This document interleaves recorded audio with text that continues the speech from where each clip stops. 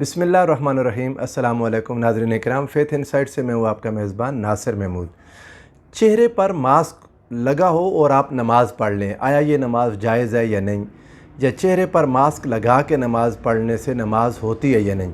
یہ ایک مضمون کئی بار میرے سامنے آیا اور کئی لوگوں نے میرے ساتھ اس پر ڈسکس کیا، کئی لوگوں نے اس پر میرے ساتھ بحث کی، تو میں نے سوچا کہ میں ان دلائل کو آپ کے سامنے منظم کر کے لے آؤں تاکہ جتنے لوگ سنیں کم از کم انہیں یہ بات معلوم ہو جائے کہ چہرے پر ماسک لگا کے نماز پڑھنا کیسا ہے۔ بنیادی طور پر ایک بات یاد رکھیں کہ اس کی ممانعت جن 2-3 احادیث میں آئی ہے چہرہ ڈھانپ کے نماز پڑھنا، وہ اپنی جگہ درست احادیث ہیں، صحیح احادیث ہیں، حسن درجے پر وہ احادیث ہیں، اور رسول اللہ صلی اللہ علیہ وآلہ وسلم کی مستقل یہ سنت ہے۔ آقا علیہ السلام نے نماز پڑھتے ہوئے چہرہ نہیں ڈھانپا، اور عام حالات میں کسی شخص کو یہ اجازت نہیں دیں گے، مکروہ ہوگی اس کی نماز اگر وہ چہرہ ڈھانپ کر نماز پڑھے گا، یعنی نماز ہو جائے گی لیکن کراہت کے ساتھ ہوگی۔ اب جب یہ مسئلہ موجودہ پینڈیمک میں جب کرونا آ گیا تو صورتحال تھوڑی عجیب ہو گئی۔ ڈاکٹرز نے یہ مشورہ دینا شروع کر دیا کہ چہرہ ڈھانپ کر گھر سے باہر نکلیں، جب بھی کہیں رش والی جگہ پر ہو تو چہرے کو ڈھانپ کر رکھیں۔ اب مساجد میں چونکہ زیادہ لوگ ہوتے ہیں، زیادہ تعداد ہوتی ہے، تو وہاں پر نماز پڑھیں تو کیا صورتحال ہوگی؟ میں نے اس سلسلے میں ہر جگہ یہی بات کی کہ چونکہ مساجد میں فاصلہ بھی کہنے کی حد تک 3 فٹ ہوتا ہے، لیکن بسا اوقات وہ کم ہو جاتا ہے، وہ 3 فٹ فاصلہ بھی نہیں ہوتا، لوگ ایک دوسرے کے قریب ہو جاتے ہیں قیام میں، رکوع میں، سجود میں۔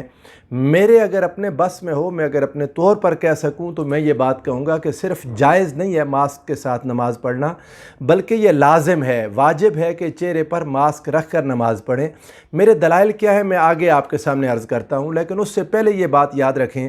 کہ جب یہ ایک مسئلہ میڈیکل کا ہے اور یہ طب کا مسئلہ ہے، بیماری ہے، اس کے بارے میں جو ڈاکٹرز کہہ رہے ہیں علماء کو ان کی بات کو فالو کرنا چاہیے۔ میرا یہ شروع دن سے یہی موقف ہے۔ پیچھے اگر آپ میری ایک ویڈیو میں نے کی تھی جو کرونا پینڈیمک کے حوالے سے تھی، اس بیماری میں SOPs پر عمل کرنا چاہیے، احتیاط جو ساری میں نے چیزیں وہاں پر بیان کی تھیں، میں چاہوں گا کہ وہ سجسٹڈ ویڈیوز میں وہ آپ کے سامنے آ جائے، آپ اس ویڈیو کو پھر سے سن لیں۔ میں یہی بات کہتا ہوں کہ جو ڈاکٹرز کہہ رہے ہیں، جو سائنٹسٹ کہہ رہے ہیں، چونکہ یہ مضمون ان کا ہے، سارے لوگوں کو انہیں فالو کرنا چاہیے بشمول علماء کے، اسکالرز کے۔ علماء کو بھی ڈاکٹرز کو اور سائنٹسٹس کو فالو کرنا چاہیے، چاہے جائے کہ وہ اپنے دلائل لے کر آئیں اور لوگوں کو اس مصیبت میں ڈالیں کہ کسی کو پتہ نہ چلے کہ کیا کرنا ہے اور کیا نہیں کرنا۔ بنیادی طور پر ایک بات یاد رکھیں، ایک بندہ جو اکیلا گھر میں نماز پڑھ رہا ہے وہ اپنا چہرہ نہیں ڈھانپے گا، نہ اپنے چہرے پر ماسک لگائے گا۔ ابھی میں اس وقت اپنے گھر میں بیٹھا ہوں، آپ کے سامنے بغیر ماسک کے بیٹھا ہوں۔ جب میں باہر جاؤں گا تو میں ماسک اس لیے پہنتا ہوں کہ میرے سامنے آمنا سامنا ہو سکتا ہے لوگوں کے ساتھ۔ اگر کوئی بھی کرونا کا افیکٹی یا کرونا افیکٹڈ پرسن یا کرونا کو کیری کرنے والا کیریئر کوئی مجھے مل گیا تو اس کے ذریعے میرے ہاتھ کو، میرے بدن کو لگ گیا، میرا ہاتھ میری ناک، آنکھ یا منہ کو لگ گیا، تو ممکن ہے کہ میں وہ بیماری اپنے اندر لے جاؤں، اور یہ بیماری اسی طرح پھیلی ہے جہاں بھی پھیلی ہے۔ ایک بعض اوقات ایک چلتا پھرتا شخص، ٹھیک صحت مند شخص، وہ کیریئر ہوتا ہے، وہ بیماری کو اٹھا کر لے جا رہا ہے، اس کا اپنا امیون سسٹم اس کی باڈی کے اندر اتنا مضبوط ہے کہ وہ خود بیمار نہیں ہوا، وہ ماشاءاللہ صحت مند ہے، لیکن ممکن ہے کسی اور جس شخص کو یہ منتقل کر دے وہ اتنا مضبوط نہ ہو اور وہ بیمار پڑ جائے، اور بعض اوقات اس کی بیماری پھر اس کے گھر والوں کو لگ جائے اور کئی اموات ہو جائیں۔ اس لیے لازم کیا ڈاکٹرز نے، سائنٹسٹس نے کہ گھر سے نکلتے ہوئے لازم کریں اپنے چہرے پر ماسک رکھنا۔ اب جب مسجد میں چلے گئے تو چونکہ مسجد میں بھی کافی رش ہے، لہٰذا وہاں پر بھی کوشش یہی ہو کہ نماز کے دوران بھی ماسک نہ اتاریں، اس چیز کو اپنی عادت بنائیں۔ دلائل کیا ہے اس پر، اس طرف آ جائیں۔ مختصراً آپ کے سامنے کوشش کروں گا ویڈیو زیادہ طویل نہ ہو، احادیث کا نمبر دے کر آپ کو فقط ان کا مختصر مدعا بیان کر دوں گا کہ حدیث پاک میں ہے کیا، باقی آپ خود احادیث کو اگر دیکھنا چاہیں تو نمبرنگ آپ کے پاس موجود ہوگی، جو احباب ان احادیث کو دیکھ لیں گے ان پر بات کلیئر ہو جائے گی۔ ایک بنیادی بات یاد رکھیں، جتنے لوگ یہ فتویٰ دیتے ہیں، جتنے لوگ یہ لڑائی کرتے ہیں، عام حالات کے جو مسائل ہیں ان کو مخصوص حالات میں انہی دلائل کے ساتھ پیش کرنا یہ ناسمجھی اور نالائکی ہے۔ حضرین کرام یاد رکھیں کہ شریعت کے بنیادی مقاصد 5 ہیں، ان کو میرے ساتھ دہرا لیں: حفظ دین، حفظ نفس، حفظ نسل، حفظ مال، حفظ عقل۔ یہ 5 چیزیں ہیں، اور ان 5 مقاصد کا حصول اور بقا جن امور پر موقوف ہے انہیں ضرورت کہتے ہیں، یعنی ضرورت شرعی۔ اس کے لیے علماء نے حاجت کا لفظ بھی بولا،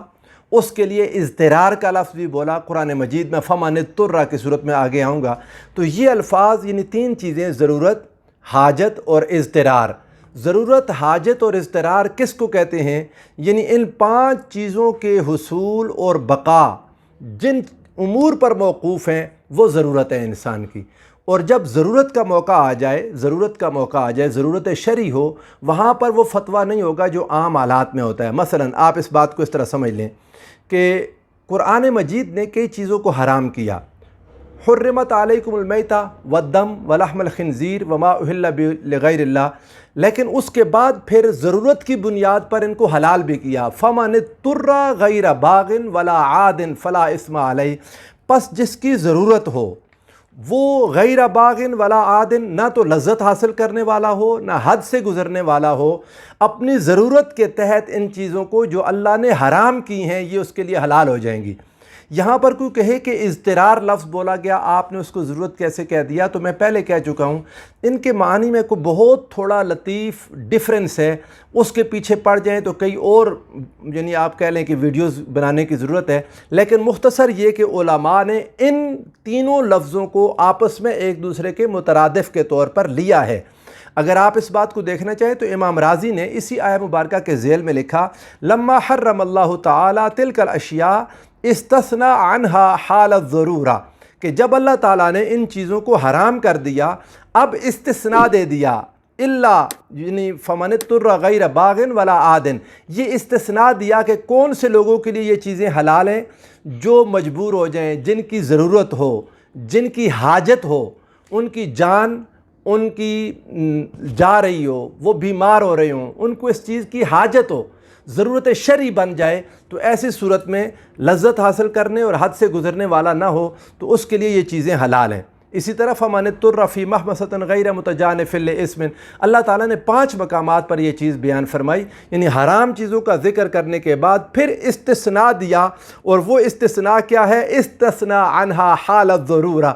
ضرورت کے تحت ان کو جائز قرار دے دیا، یعنی عام حالات میں جو چیزیں حرام تھیں ضرورت کے تحت وہی چیزیں رب ذوالجلال نے حلال کر دیں۔ قرآن مجید میں لفظ ضرورت نہیں بولا گیا، لیکن لفظ اضطرار کو محدثین نے، مفسرین نے ضرورت اور حاجت کا ہم معنی ہی لیا، اور اس میں چیزوں کی حلت اور حرمت کے احکام بدلنے کا ذکر ضرور کر دیا۔ آپ کے سامنے کچھ احادیث رکھ دیتا ہوں جن میں آپ دیکھیں گے کہ ضرورت کے تحت خود رسول اللہ صلی اللہ علیہ وآلہ وسلم نے کچھ چیزیں جو شریعت نے حرام کی تھیں، آقا علیہ السلام نے ان کو حلال کر دیا کسی کی ضرورت کو دیکھتے ہوئے۔ آپ ان احادیث پر ذرا غور کیجئے گا۔ مسند امام احمد بن حنبل کی 2 احادیث ہیں، 7347 اور 48، یعنی 7347 اینڈ 48۔ ان 2 احادیث کو دیکھیں، بلکہ اس سے آگے اگر 49 کو بھی دیکھیں، یہ 3 احادیث آپ کے سامنے کہ حضرت جابر بن سمرہ رضی اللہ تعالیٰ عنہ وہ فرماتے ہیں کہ حرہ کے گھر والے محتاج اور ضرورت مند تھے، تو تفصیلی حدیث ہے کہ ان کی یا کسی دوسرے شخص کی اونٹنی مر گئی تو اس کا گوشت کھانے کی رسول اللہ صلی اللہ علیہ وآلہ وسلم نے ان لوگوں کو اجازت دے دی، فرمایا تمہارے پاس اگر کوئی دوسری اور چیز نہیں ہے، سبزی بھی نہیں ہے کھانے کے لیے، تو اب تمہیں اس اونٹنی کا، مردار اونٹنی کا گوشت کھانے کی اس صورت میں، اس ضرورت میں اجازت ہے۔ آقا علیہ السلام نے ان کو اجازت دے دی۔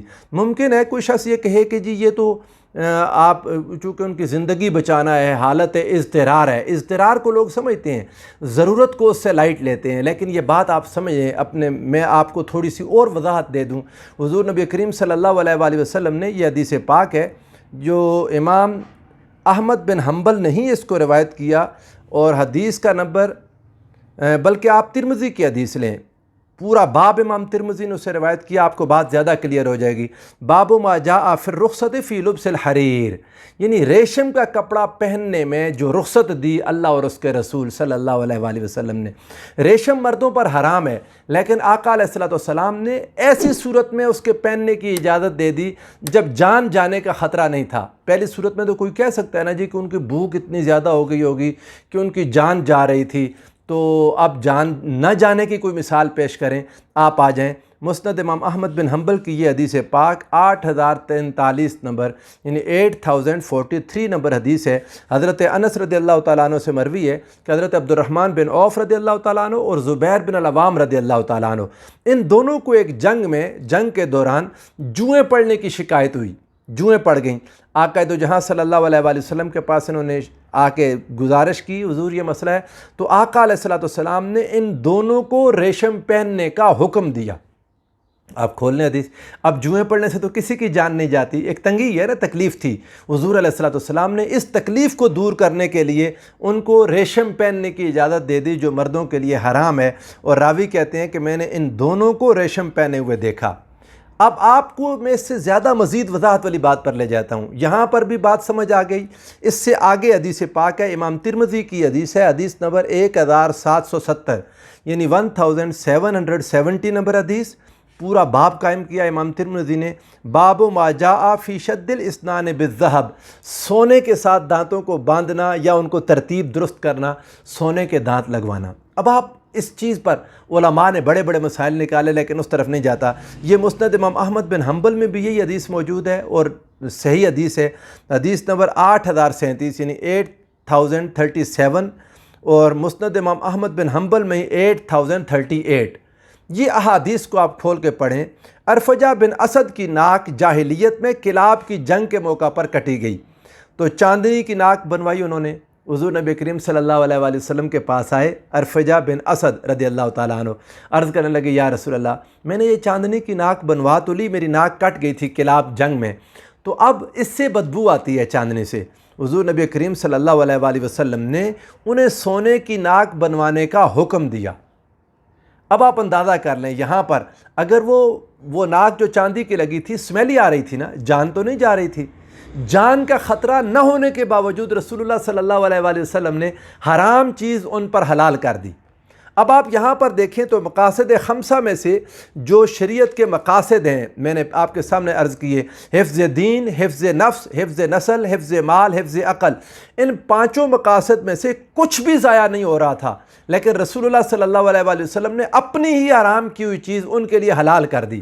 اور اس میں حضور علیہ السلام کی خصوصیت نہیں تھی۔ مسئلہ علماء نے اس سے مسائل کا استنباط کیا کہ ایسی صورت میں سونے کا استعمال جائز ہے، تو رسول اللہ صلی اللہ علیہ وآلہ وسلم نے ایک راستہ دے دیا، اور وہ یہ کہ جب ضرورت پڑ جائے، جب حاجت ہو، جب اضطرار ہو، تو جو چیزیں حرام ہیں وہ بھی حلال ہو جاتی ہیں۔ آپ کو میں بڑی مزے کی بات بتاؤں گا اور ہنسنے والی بات ہے کہ یہاں پر تو بات حرام کو حلال کرنے والی ہے ہی نہیں، یعنی چہرے کا ڈھانپ کر نماز پڑھنا حرام نہیں ہے، مکروہ ہے۔ ایک مکروہ کی اجازت دینا، ایک مکروہ عمل کو چھوڑنے، ایک مکروہ عمل ہے جو کرنے کی اجازت مل جائے، عام حالات میں جو کام مکروہ تھا اس کی اجازت ان ضرورت کے تحت۔ تو اس میں کون سے مسائل ہیں کہ جب کورونا کے بارے میں معلوم ہے کہ یہ جان لیوا بیماری ہو سکتی ہے، اس سے ڈیتھس لوگوں کی ہو رہی ہیں، آج کے دن پاکستان میں یسٹرڈے کل کا دن 114 اموات کورونا سے ہو گئیں، اور پوری دنیا میں اموات ہو رہی ہیں، اور یہ بیماری بعض لوگ تو نہیں مانتے، میں خود اس کو ایکسپیرینس کر چکا ہوں، شدید بیماری کی ایک صورت ہے اور مشقت ہے سارے گھر والوں کے لیے، سارے رشتہ داروں کے لیے، دوست احباب کے لیے، تو اس سے کیوں نہ بچا جائے۔ حضور علیہ السلام نے تو اصول دے دیا، فرمایا انما بعثتم میسرین ولم تبعثوا معسرین، بخاری کی یہ حدیث پاک ہے، 6128 نمبر حدیث پاک۔ ایک دیہاتی نے مسجد میں پیشاب کر دیا تھا، آپ تفصیلی حدیث پڑھ لیں گے، صحابہ نے جب غصہ کیا، آقا نے فرمایا تم آسانی دینے والے بنا کر بھیجے گئے ہو، تم تنگی دینے والے بنا کر نہیں بھیجے گئے۔ تم فقہاء نے